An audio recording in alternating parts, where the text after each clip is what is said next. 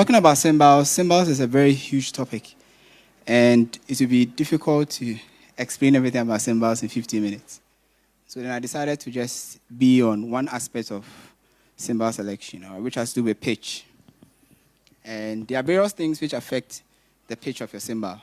Now, if I talk about pitch as to how low or how high, in terms of tone something is. So I can talk high and I can talk low. Basically, that's what pitch is. And so cymbals too are the same. Now, there are few things that affect the pitch of your cymbals. Now, I'll talk about, when you take a cymbal, we have the bell, then we have the body, then we have the tip. And then we have something we call profile.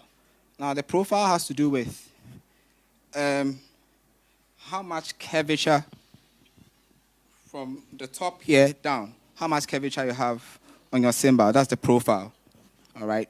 Now, if you have cymbals that are thick cymbals, so medium crash, or whichever, medium crash or medium right, or heavy crashes, then your cymbal is going to be high-pitched. Now, if you have thinner cymbals, you're going to have lower pitches. Now, if you have a cymbal that has the bell is very rounded, like this ride, or this BHX thin crash 18, if you have a very rounded ride, then you're going to have a cymbal that is high-pitched. The reason being that your cymbal sound travels from the bell down the profile. So if you have bigger bells or very rounded bells, you're going to have your cymbal being a bit high-pitched. Now, if you have a flatter bell, like this HHX over here, thin crash 16, then you're going to have a cymbal that is lower in pitch. All right? So just have that in mind. Rounded, high, flat, lower. And then if you have a very straight profile, not so much curve like this ride, then you're going to also have a cymbal that is a bit lower in pitch. If you have a very curved profile, you're going to have a cymbal that is higher in pitch. All right? Now, I have various cymbals. I wish I could have, a little bit of variety. Okay. Now, this cymbal has spaces in it. And so because of the spaces, it makes it a bit low-pitched. All right? And then also the spaces cause it to be more dry in sound. All right? More trashy. And then the decay is short. Now, decay is how long, how quick the sound cuts off. Now, this cymbal has a bigger top, all right? It has no spaces in it. And then it's thicker than this one. Even though they are both thin crashes, the width of this one is smaller, than this B8X. So this one tends to high pitch, and this tends to be low pitch. That's an example. All right, now you have this thin crash. I wish I had another 16. Is there 16 here? Is there 16 here? Okay, there's a 16 here. Now, this has a smaller, almost flat, what's the name? Bell. And so it sounds way low pitched. Compared to this 16, if I could take it off. Let me try and do that.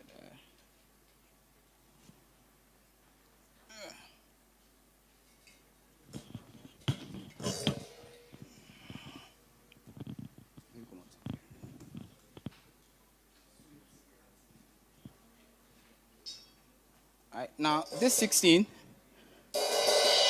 tends to be high-pitched than this 16. All right? Now, there are two things. This is made from what we call, apart from it being smaller, having a smaller bell, the material also involved is also part of the issue. HH is made from B20. And then this B8X is already made from B8, bronze. All right? And so the meaning of the B8 and the B20 determines the amount of tin you have in this, manufacturing these cymbals. Now, if it is 8, it means that you have 98% of copper, then 8% of tin. Now, if you have more tin, you have a more pitched sound. If you have a B8, which has 20% tin, then you have a sound that is low over a wide frequency space, because that's how B20 behaves.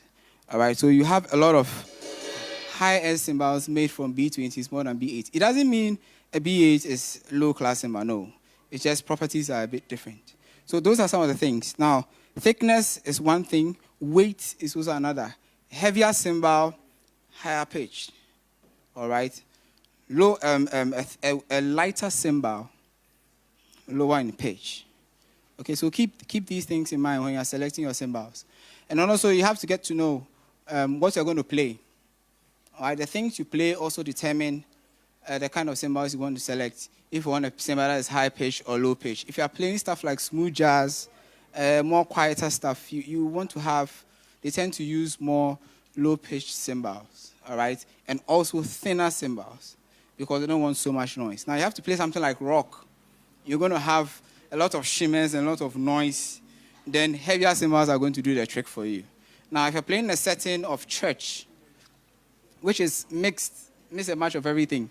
In church, you play BBA, about reggae, about praises, we are about rock, what's about worship rock, and some about them, you know. So you have a lot of mixes. So what you can do in church is get various sizes of cymbals, various thicknesses of cymbals, mix and match it as much as you can, all right? And B20s are much more expensive. The reason being that when you're manufacturing them, it's much more difficult to do because of the amount of tin, all right? This one is easier, relatively easier. So have this in mind. Bigger bells, higher pitch. Flatter bells, lower pitch. Flatter profile, that's this side. Flatter profile means lower pitch. And then more curved profile, it means a higher pitch. A weightier cymbal is higher pitch. A lighter cymbal is lower pitch. Now, size too also matter. A cymbal with bigger diameter, all right, is higher in pitch. Smaller diameter, bigger diameter is lower in pitch. Smaller diameter is higher in pitch. All right, so we just have to keep these things in mind. I know it's a lot.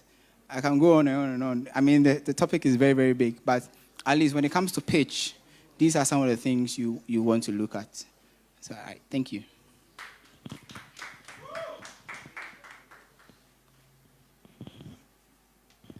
Any questions? Online, yeah, of course. Questions, all the questions can come. Can come online, and then I can answer in the comment section. So if you have any question, just put it down in the comment section. We'll give you an answer there. But Jonathan, I want to ask you a question here because I am here with you. And you have been drumming for some time now. Yeah. And you play all these cymbals, okay, with different sizes and different shapes and different pitches and different cone sizes. Coming with their various, sound properties and all of that. Okay. Which among these cymbals is your most favorite when you sit behind the drum? The Sabian cymbals. We have the. Let me do a bit of product here. I'm not the one who did the presentation, but we have, of course, the hi hats, and then we have the crashes, and then the rides, and we have under crashes we have thin crashes, yes, and also medium crashes, and then we have the effect cymbals where the wide array is. So maybe now I would just change from the wide array of cymbals to effect cymbals. Which of the effects do you prefer? I like the ozone. You like the ozone? Yeah. Why ozone? It has a trashy sound. When you have cymbals with perforations in it, they have a more complex sound because when the sound is traveling from here, he has to forgo this obstacle. So he has to go around it. And this round mishmash happening all around creates this trashy sound. All right? So when you hit, for example, when you hit an ozone, it has just this weird thing. So not like all cool the others. It's not like all the others. Okay. All right? Crashes will always crashes. They always have a bang, So, but does it mean that you play the ozone more when it's in your set? Unfortunately, no. Why? Because, playing a song is like telling a story. And so you want to know what to play when. If you just keep hitting your ozone every time you want to hit something, you're not stating anything. It feels like you have everything and then you just have this cymbal working.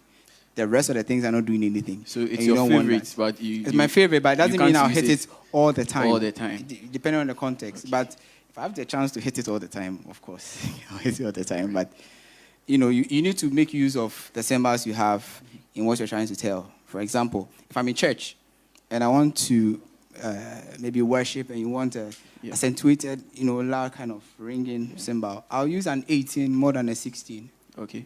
Because a 16 is short, all right? An 18 is larger and a bit heavier and it has more sustain. Okay. And the build-up to is real loud. Okay. So I'll use an 18 more. More than the 16. When I'm doing especially in that 16. part. Because the 16 it will get there, but it will cut soon enough. Okay. So I'll use this. Obviously, if I have to, I'll mix the two. But this, I'll use a lot for. Says and I'm strings. Wow. Yeah. So this has been Jonathan Asante. Thank you so much